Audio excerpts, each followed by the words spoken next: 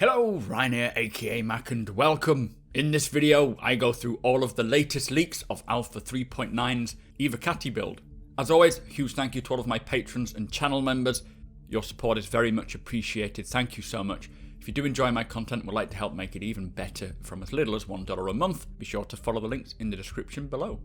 So I've also linked below the Star Citizen Leaks Discord. This is where I get all my information as they happen, so if you do want to keep up with it yourself, be sure to join them over on the Discord. So there's a lot more images of New Babbage that I will play in the background while I go through all the new information. Do enjoy. Starting with the personal inner thought system. It sounds like this system is going to be pretty huge and act as the gateway to pretty much most, if not every, interaction already in the game, and then some new ones. As we know, it is contextual to what you are doing and where you're doing it. So for example, if you're in FPS on the ground or if you're sitting in your cockpit, the options will be different.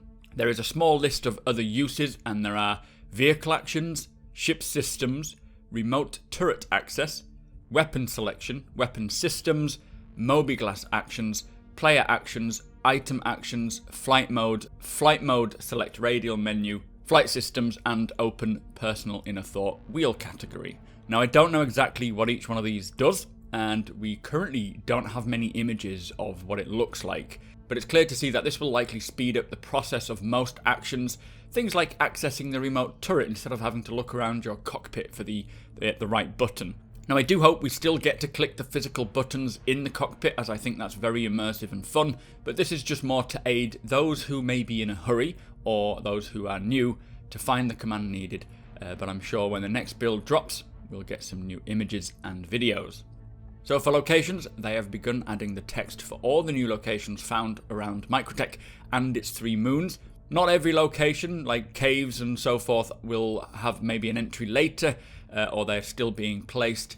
But currently on Microtech planet itself, there are 8 data centers, which are locations used by Microtech to provide computing power, database storage, content delivery, and other network functions, likely similar to some of the outpost roles that we have on other planets. But I really hope that these locations have the new aesthetic, like what we saw in the CitizenCon demo, that sort of high-tech design. Hopefully they are bigger, they are enterable, they'll have multiple entrances and exits. It would make sense that if they are building these to plan for future missions like the one we saw at CitCon, so fingers crossed, even a derelict one would be cool. There are some criminal outposts. There currently seems to be 2 unlawful outposts around Microtech. The Necropolis is described as the right place to go if you want to wind up dead, and there is also Outpost 54. There are 4 mining facilities and 2 research outposts. For the research we have Riari, Deltana and Livengood, plus 4 emergency shelters, which is Calhoun Pass, Point Wayne, Nuxut and Clearview. I do wonder if these places in 3.9 will be areas that we can log out in case of an emergency, maybe with this player status thing, taking shelter there. We will have to see. Clio only has 2 research facilities so far. We have McGrath and Cantwell. Calliope has quite a lot of areas. It has 2 research facilities, which are Riari, Kaltag and Anvik. There are 2 mining facilities and 6 UGF Shuban processing facilities. Now I have no idea what these will be, maybe just similar to what we have on the current moons, like what we have from Shuban.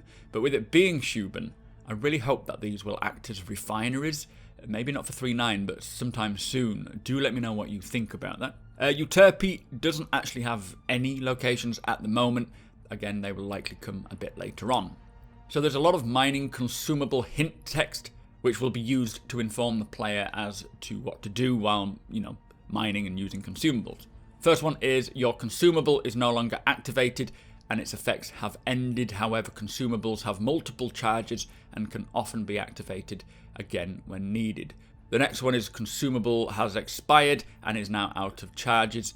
Return to the mining equipment supplier to purchase more, and then there's a hint advising a player to maybe experiment with them to see what different effects, and another one to guide the player in how they attach them. And then there's a final hint which, once you have a consumable attached, will just guide the player on how to activate them. There's also some text or hints for the volatile cargo. It's more of like a couple of warnings telling you that you're transporting volatile cargo and to avoid damage and keep it stable. There's a warning when your cargo gets to critical, saying that your cargo is about to explode and will seriously damage or destroy your ship, suggesting that you jettison it using the cargo warning panel. I wonder if this panel is similar to what we've seen with the consumable activation panel on the Prospector. There's a warning that your cargo exploded and severely damaged your vehicle, and then another after you have jettisoned your cargo, stating that your ship is no longer at risk. It'll be interesting to see how all that plays out. So there's a few reasons for why you would get released from prison.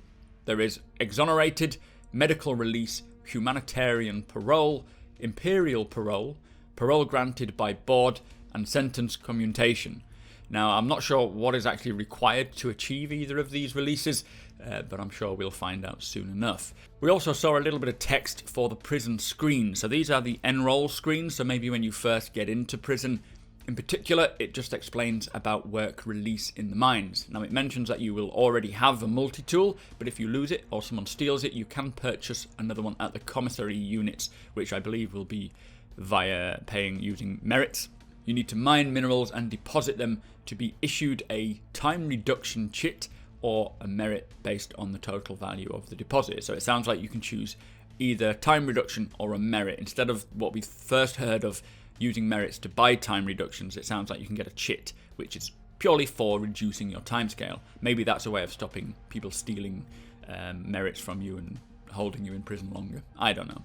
Anyway, there's a lot of food and descriptions for each. I won't go through each one individually, but currently we have 1 chocolate bar, 3 protein bars, 2 energy bars, 4 nutritional bars, 4 snaggle sticks, whatever they are, 1 protein stick, 7 cacio boxes, 4 noodle boxes, 4 burger types, 12 types of burritos, 2 types of fruit, 8 hot dogs, 5 ice creams, 3 pizza types, which doesn't sound like enough, 13 ready meals, 12 different sandwiches, and 16 assorted tin foods. There's a lot of choice for the first pass.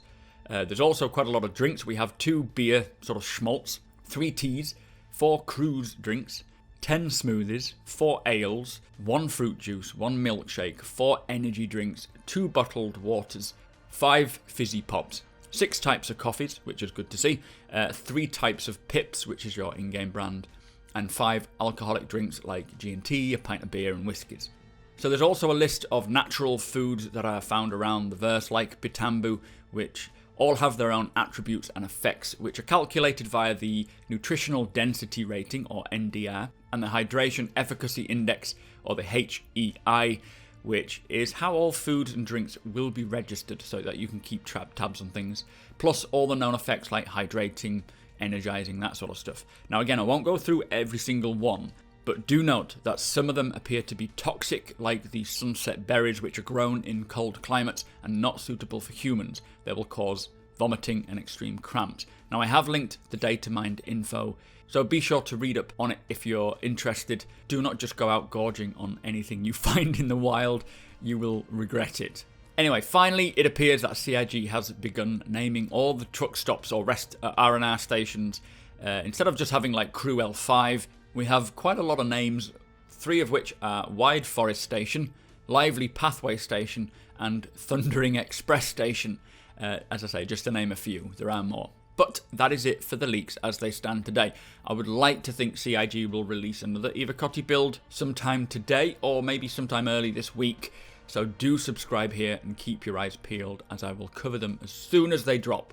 As mentioned in previous videos, I will be away camping from the 19th to the 22nd, so we will pick up where we left off then. I also have a Prowler giveaway happening very, very soon, so make sure you're following along for that one. With that said, if you appreciate what I do, please hit that like button, and if you're able to support me even further, be sure to check out my Patreon page or become a channel member right here on YouTube. It is all very much appreciated. Follow me over on twitch.tv/supermacbrothers. We will discuss this and play 3.9 together.